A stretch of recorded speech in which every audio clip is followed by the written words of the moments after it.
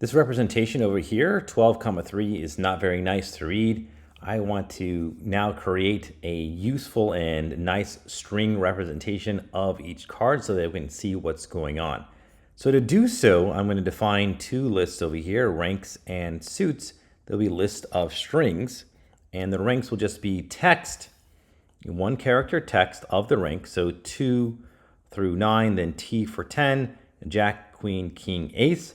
Then the suits, interestingly enough, you can use Unicode. There are two Unicode characters. I found this online. Unicode can represent so many different things. Amazingly, it can represent these suits in colored, and they use two characters actually, and I'll show you them in just a second. So this is them. This is their Unicode representation, which doesn't mean much, but when you print it out to the screen, I'm just going to iterate through each one of these and print. I'm not going to make it go to the next line. I'm going to keep it on the same line. You can see that you get a nice string representation of each one. So this is the Unicode representation for a spade. This one is for a club, then hearts and diamonds. Okay, so what we want to do now is, instead of show this, we're going to use our two new lists. And so let's make another card again. So let's go back to 44, and we'll do a nice, we'll say we want ranks.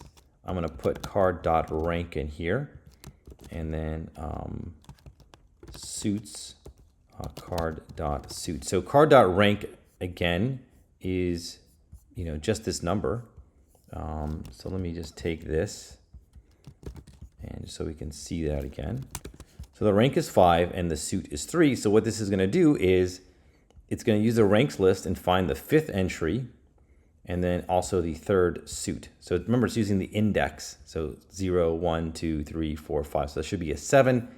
3 will be this last one. So it should be a 7 of diamonds, and that's what it does. So perfect. So now we get this nice representation. We don't do 5. We don't see 5,3. We see 7.